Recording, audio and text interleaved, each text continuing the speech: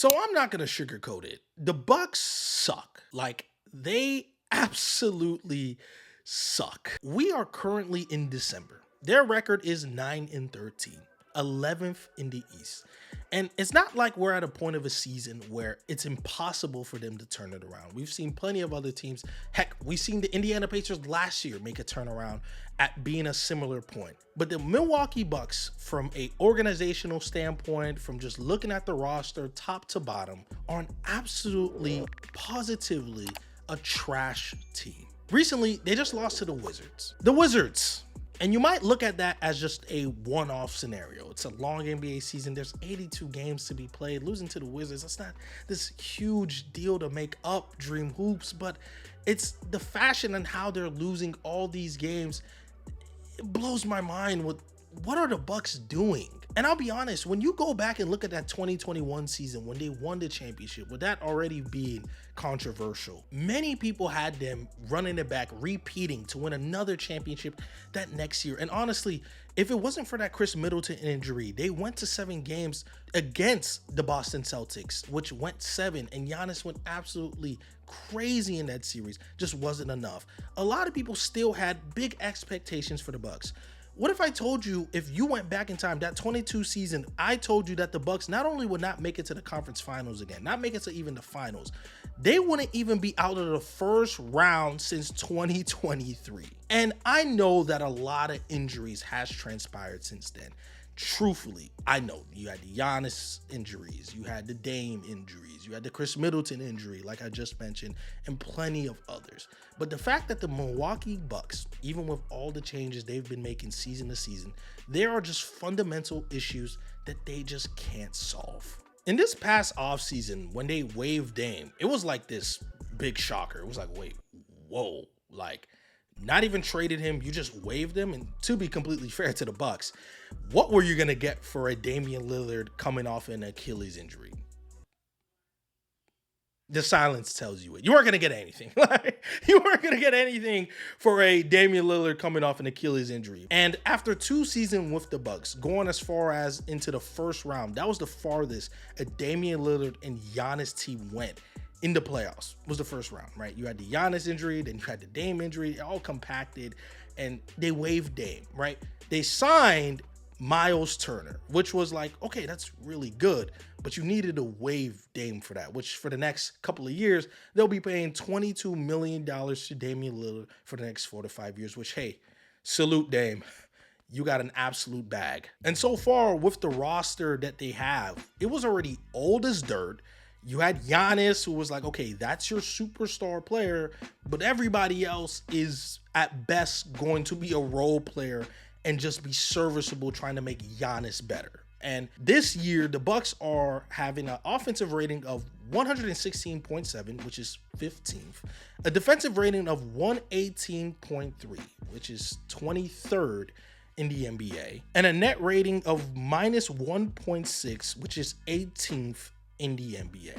So they're just mediocre, right? If you don't want to call them trash or the words I was using to begin this video, no question they are a mediocre team, especially in the Eastern Conference. That the fact that they are in the easier conference between the East and West, and they're right now, if the play-in started, they wouldn't be in it. And the thing with Giannis, he's still playing at an MVP level.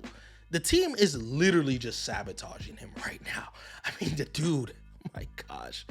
He's literally averaging still 30 points a game when he plays, 10 rebounds, 6.4 assists, shooting 65% from 2. He's even shooting 40+% from 3, which is only on 1 attempt, and he's not that good from the line, but these are things we all knew about Giannis, didn't we? These are things we've been knew about Giannis, and yet he is still dominating in the NBA, even at his current age. In my opinion, he still can be the best player on a championship level team, but not for a roster like this. And what I mean by not with a roster like this, when Giannis is not on the court, do you want to know what the Bucks are currently? The Bucks without Giannis, when he's not on the court, in a 502 minutes, have a 107 offensive rating, 120 defensive rating, and a negative 13.5. And you see the difference when Giannis is on the court. And the only true bright spot in this season for the Bucks has been Ryan Rollins, who has been absolutely hooping this year. Like, aside from just looking at his numbers, he's been performing, in my opinion, especially if we're looking at relative to what his expectations was going into this season. A lot of people expected a leap, but even Giannis said it himself, not a leap like this. But even though, are you expecting Ryan Rollins to be your second or third best player? And if you are, you're not a contender. Let's just get that out the way. You just won't be a contender if you're expecting Ryan Rollins to be your second or third best player on your team. I don't even like using that talking point a lot, but I'm just wanting to illustrate to you that's how bad the Bucks situation is. And honestly, Doc Rivers can't fix this. If you brought back Adrian Griffin, he can't fix this. This roster is just old as dirt. It's trash.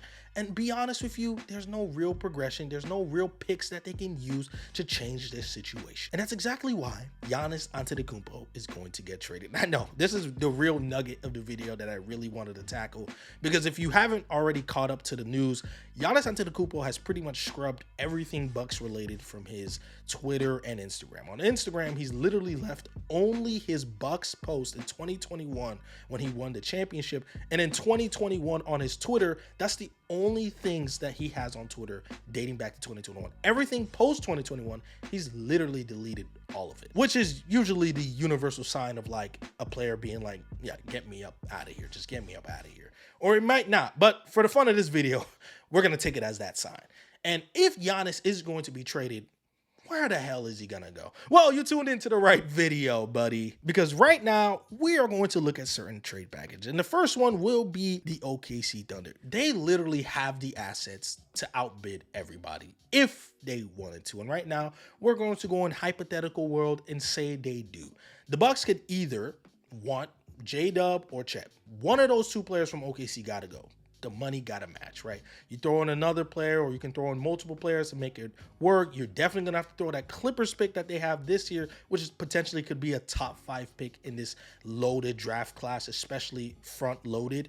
And with that being said, the Bucks can actually get a pretty good package for Giannis, which could be J-Dub, it could be Isaiah Hartenstein. You throw 3-4 picks, who knows? Usually with trading big players like Giannis, is going to be multiple teams. It isn't going to just be 2 teams, but for the sake of this video, we'll just make it 2 teams. OKC Thunder, you have everything. You can trade for Giannis, but the fact is, the OKC Thunder isn't going to trade for Giannis, if we're being completely fair.